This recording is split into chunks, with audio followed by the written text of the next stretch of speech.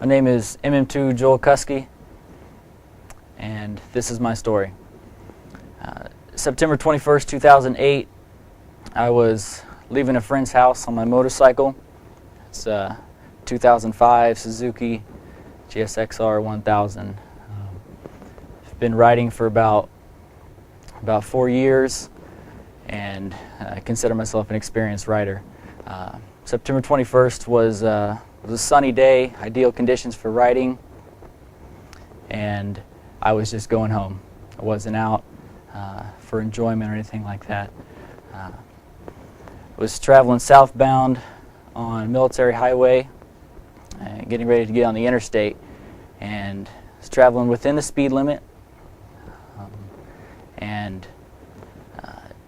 Upon entering the on-ramp, as soon as I initiated the turn, I realized that something was wrong. I lost traction on the front end of the motorcycle. The front tire washed out, and instantly I was on the ground.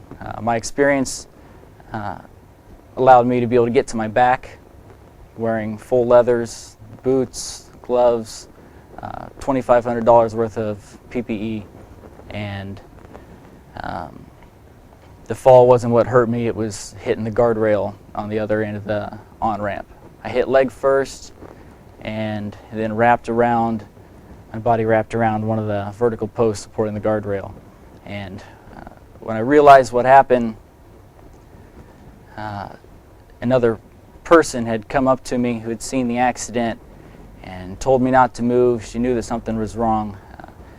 The way she told me was that my legs were wrapped up underneath my body, and my upper body appeared to be okay.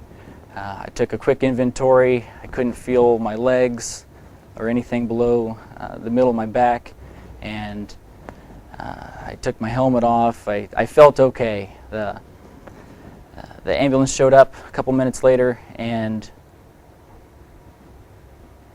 they asked me if I could move my legs. I thought that I was. Apparently I wasn't. And it wasn't until they rushed me to Norfolk Centera that I realized what had happened. They told me I had broken 2 vertebrae in my back. I broke my left femur 8 times, my right femur 3 times, my left kneecap, a compound fracture of my right tibia and fibula. I tore every ligament in my left knee, tore my patella tendon, both meniscus in my left knee, and I was going to need multiple surgeries. I've had 4 surgeries so far, 97 staples, 85 stitches, and I still have 2 more pending surgeries. My best recollection of the accident, I wasn't doing anything wrong. I was traveling within the speed limit. I was traveling at a safe speed for the on-ramp, 85 degrees, sunny, ideal conditions for riding. I didn't even see the patch of sand. With as much as I've been riding, I know to look for those things. I like to avoid those things where I ride in relation to other cars. Tried to do everything the right way, and I still crashed.